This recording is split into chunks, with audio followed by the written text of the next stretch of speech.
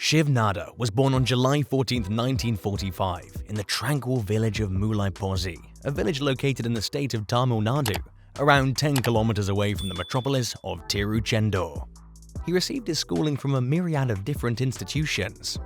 The first school he went to was Kumbakonam's Town Higher Secondary School. But later on, he joined Elango Corporation Higher Secondary School in Madurai, and later advanced to St. Joseph Boys Higher Secondary School located in Trichy. After graduating from high school, Nadar pursued further education at the PSG College of Technology in Coimbatore, where he received a degree in electrical and electronics engineering. So, how did his career begin? How did he create his wealth? After completing his undergraduate education in Pune, Nadar started his professional career by working with Wowchans Group Cooper Engineering Ltd. Despite this, Nadar quit his job almost immediately in order to focus on his own commercial endeavors. So in 1975, he launched Microcomp Limited with the assistance of a few acquaintances and a number of other employees. Initially, the partners worked under the name Microcomp to produce Televista teledigital calculators with the anticipation that the invention of the microprocessor would have far-reaching implications. This led to the establishment of HCL in 1976 with an initial capital investment of $200,000. Let's say Shiv's leadership brought the firm incremental improvements during the course of his tenure as CEO. And by the way, following IBM's exit from the Indian market, HCL was able to strengthen its foothold in the country's business landscape. So, in 1984, Shiv began developing personal computer solutions that were referred to as Busy Bee. These solutions were based on Unix. By the late 1980s, the company had achieved overwhelming sales, which established it as the most successful enterprise in India. HCL once operated as a producer of IT hardware, but it has subsequently transitioned into a provider of full IT services. But wait a minute, how did his net worth blow up? Shiv had already achieved the top spot in the charts at the national level, and the company was now looking for an opportunity to grow globally. Therefore, in 1989 they launched HCL in America. However, its failure can be linked back to Shiv's faulty appraisal of the market at the time. Luckily, afterwards, HCL and HP decided to combine their businesses to establish HCL HP Ltd. This was HCL's first experience with outsourcing research and development, and the purpose of the joint venture was to provide services to the regional computer markets. By the middle of the 1990s, Shiv had piloted the company's primary focus from computer hardware to software and services, and the number of the company's affiliates had increased to 40. The new development led to the joint venture becoming associated with HCL Consulting, the company changing its name to HCL Technologies, and finally, the termination of the joint venture itself. So, what was Shiv's contribution to the companies?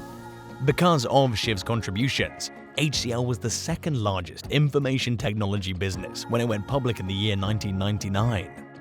And due to the realization that HCL could no longer keep up with its competitors in the internet age, it led to Shiv's decision to merge all of the acquisitions with HCL.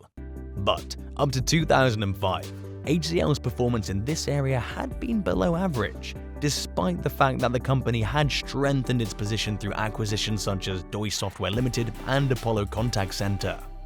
So, because of this, HCL combined its 5 different businesses into a single organization that goes by the name HCL. In 2013, Roshini Nadar, Shiv's only child, started working for the company as the vice chairman of the board of directors.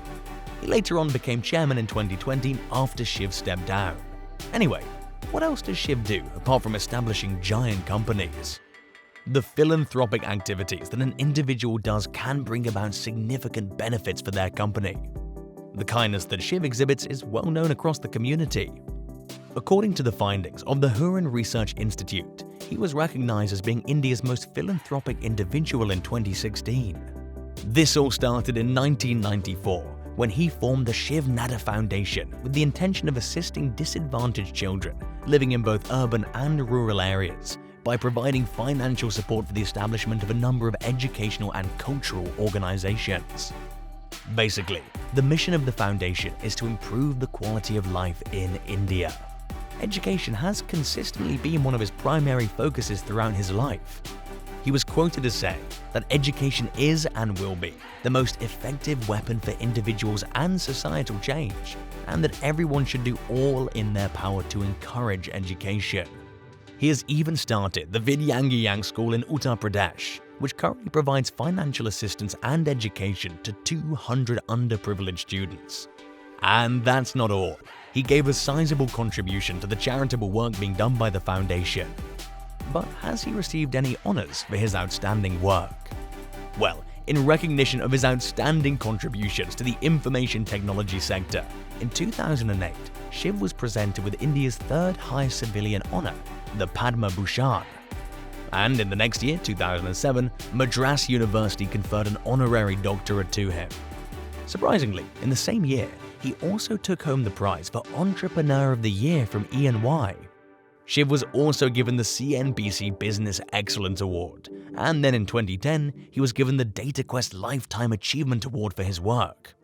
In addition to the numerous other accolades that have been bestowed upon him, India Today ranked Shiv as the 16th most influential person in India in 2017. Over the course of 4 decades, the company has experienced a variety of peaks and valleys, but it has managed to remain one of the most successful information technology companies in the world, thanks to the unyielding leadership of CEO Shiv Nadar, who has never wavered from his insistence that adaptability and innovation are absolute necessities. Well, he seems like a great guy to be around. Anyway, what inspired you the most about him? What aspect of his life intrigued you the most?